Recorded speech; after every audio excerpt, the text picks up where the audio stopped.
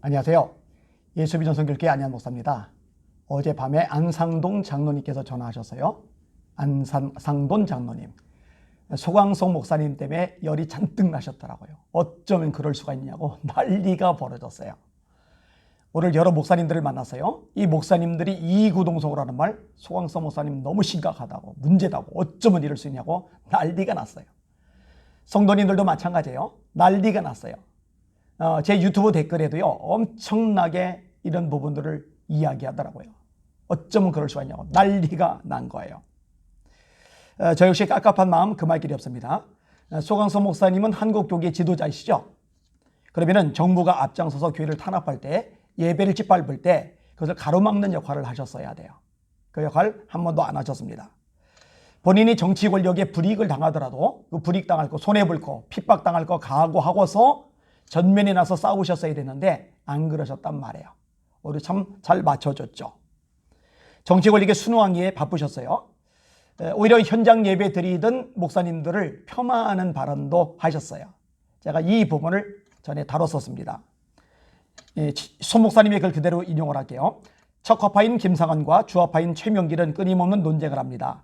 최명길은 차라리 청나라에 항복을 하고 백성을 살리자고 하고, 김상환은 죽기로 싸우자고 합니다. 그래서 김상환은 현장 예배를 고수하는 사람들을 의미하는 거예요. 최명길은 온라인 예배를 드리는 사람들, 다시 말해 정부 방침에 잘 따르고 협조하는 사람들을, 그런 목회자들을 이야기하는 거예요. 그럼 소 목사님의 결론이 뭐냐? 들어보세요. 역사를 보면 명분과 자존심을 내세웠던 김상환은 아무 일도 못했지만 현장 예배 고수하는 분들 아무것도 못한다, 그 얘기죠. 실리를 추구했던 최명길은 그래도 나라와 백성을 살렸지 않습니까? 하도 제가 마음이 상하고 열받아서 이 부분을 다뤘던 거예요. 자, 시간이 지났어요. 그리고 소광성 목사님이 합동교단의 총회장이 되셨어요. 그리고 기자회견을 여셨어요. 프레스센터에서. 그리고 드디어 큰 사건을 일으키신 거예요. 다다들으면 영상이 너무 길어지니까 문제가 있는 대목만 제가 읽어드릴게요. 소 목사님의 기자회견 내용입니다. 하나님을 사랑하고 예배를 존중한 만큼 이웃의 생명도 존중해야 하는데, 교회는 신앙의 자유와 현장 예배만을 강행함으로써 국민에게 거부감을 주고 교회에 등 돌리게 한 면이 있었습니다. 더구나 일부 교회가 코로나19 감염의 진원이 되면서 국민의 이맛살을 찌푸리게 한 것입니다. 하나님을 사랑하고 예배를 존중하는 만큼 이웃의 생명도 존중해야 되는데 그러지 못했다는 얘기죠. 말이 돼요? 아니, 무슨 한국교회가 이웃의 생명을 존중하지 못했습니까? 존중하죠. 엄청 존중하죠. 이런 식으로 얘기를 끄집어내면요, 세상 언론은 좋다고 그럽니다. 일반 네티즌들은 좋다고 그럽니다. 그래, 맞아, 니들이 잘못했어. 그래, 니들이 이웃의 생명을 존중하지 못했어. 이제야 제대로 하네. 이제야 반성의 기미를 보이네. 이렇게 나온단 말이죠. 정말 그래요? 닦아놓고 얘기해서 교회 때문에 코로나 걸려 생명을 잃은 사람이 하나라도 있습니까? 있어요, 한 명이라도? 오히려 정부가 제 역할을 못해서 국민들이 피해를 입은 거 아니에요? 방역 제대로 못했잖아요. 마스크 중국에 많이 보냈잖아요. 우리 국민들은 못 쓸 때. 의사협회에서 그렇게 간곡하게 당부하는데 싹 무시하고 중국인들, 외국인들 입국 다 허용했잖아요. 해수욕장 다 개장하고 외식 쿠폰 다 지불하고. 교회는요, 피해자예요, 피해자. 진짜 잘못한 거는요, 교회가 아니라 정부입니다, 정부. 근데 이 정부의 잘못을요, 교회의 잘못으로 프레임을 씌웠죠.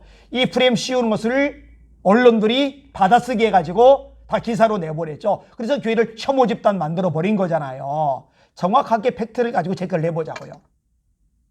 원래 비난은 정부가 받았어야 돼요. 이거를 교회에다 떠넘긴 거잖아요. 희생양 삼은 거잖아요. 그러면은 교계 지도자라면은 가슴 아파하고 속상하고 열도 좀 받고 그러면서 똑바로 전달하고 팩트를 전달하고 이게 아니다라고 이야기해 줘야 되는데, 맞아, 교회가 잘못했어, 이러면 되냐고요. 안타까워요. 정말 안타까워요. 하루에 700만 명 넘게 타는 전철, 코로나 확진자 한 명도 없어요. 에버랜드 서울대공원 공휴일에 그렇게 모였는데 에버랜드 서울대공원 확진자는 한 명도 없어요. 여름에 해운대, 광안리, 해수욕장에 엄청난 인파가 모였어요. 마스크도 안 쓰고 모였어요. 그런데 해운대 광안리 확진자는 한 명도 없어요.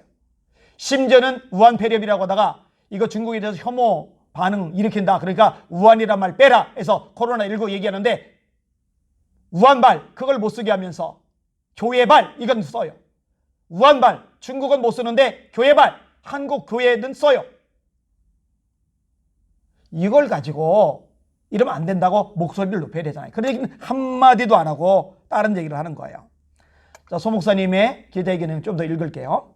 저는 한국교회가 세 가지를 잘못했다고 생각했습니다. 소 목사님이 제일 잘못했죠. 시대정신과 가치를 제시하지 못했고 사회적 책임을 감당하지 못했으며 리더십을 세우지를 못했다고 말입니다. 그런데 제 진단대로 본인이 진단했대요. 여론조사 결과 여론조사 얼마나 많이 나요? 1000명 해놓고 하는 얘기예요. 여론조사 결과 교회의 사회적 책임을 요구하는 것을 볼 수 있었습니다. 교회의 사회적 책임. 이거 교회가 잘 못하니까 이거 요구하고 있다. 그 얘기를 하는 거죠. 그러므로 한국교회는 이제 조금 더 사회와 소통하고 대화하며 사회적인 필요를 들어 사회적으로 올바른 방향을 제시하고 사회적 약자 편에서는 이웃사랑을 적극적으로 해야 할 것 같습니다. 솔직히 얘기합시다. 딱 까놓고 얘기합시다. 교회만큼 사회적 약자 편에 서는 단체가 또 있어요? 제가 진짜 할 말이 많아요. 여러분 대한민국의 사회복지 교회가 빠지면은요 안 돌아갑니다. 알 사람 압니다. 우리 대한민국의 국제적인 세계적인 구호단체들이 꽤 많아요. 그런데 그 세계적인 국제적인 기호단체들 대다수가 교회입니다. 교회 가는 겁니다. 기독교가. 이거 알 사람 알죠? 장기기증 여러분 이 각막을 이식해주면 앞을 못 보던 사람이 이식을 받고 눈을 떠요. 그러니까 이 장기기증은 굉장히 가치가 있는 겁니다. 이 장기기증 얼마나 약자를 생각하는 거예요. 죽어가는 사람 병 때문에 고생한 사람 생각해서 자기 장기를 내놓는 거잖아요. 이거 타종교인들 다 합쳐도 일반인들 다 합쳐도 기독교인들이 하는 거 반의 반이 안 돼요. 압도적으로 기독교인들이 많이 합니다. 바퍼 사역, 배고프고 힘들고 먹고 살기 어려운 사람들 위해서 무료 배식하는 거 이거 교회들이 압도적으로 많이 하죠. 잘못한 것 문제인 거 있으면 언론들이 난리를 쳐요. 대대적으로 보도를 해요. 교회를 매도해버려요. 혐오 집단 만들어버려요. 그런데 잘하는 거 이렇게 많은데 엄청나게 공헌하는데 이런 건 기사 안 내버려 보도 안 해요. 그러니까 사람들이 기독교가 사회적 책임을 못한다 이렇게 말하는 거예요. 그러면은 교계 지도자 때문에 되는 분이 프레스센터에서 일반 신문들도 많이 왔으니까 조목조목 그 팩트들 많으니까 자료 근거 엄청나게 있으니까 봐라 이렇게 역할을 한다. 그러니까 못하는 거는 못한 그대로 날카롭게 질책하되 잘하는 거 이렇게 많으니 이런 부분들에 대해서는 공정하게 좀 보도를 해달라. 국민들도 이런 법을 좀 알아달라. 이렇게 나가야 하죠. 내가 예상했던 대로 내가 예견했던 대로 사회적 책임을 요구하고 있네요. 이런 소리를 하고 있어요. 깝깝합니다. 깝깝해요. 언론에선 말하죠. 자기 반성 잘한다. 네티즌들은 말하죠. 역시 교회는 제 역할을 못해. 속이 타들어가요. 소 목사님 제발 부탁합니다. 언론에서 박수 받을 말 하지 마시고 한국교회 보호하고 한국교회 지키고 한국교회를 위하고 한국교회 이미지 살릴 수 있는 말을 좀 해주세요. 제발 그렇게 해주세요. 더 이상 제가 방송을 통해 소 목사님 위해서 얘기를 안 하도록 해주시면 감사하겠습니다. 사랑하는 성도 여러분 마음들이 많이 상하셨죠? 너무 속상하시죠? 예, 저도 그래요.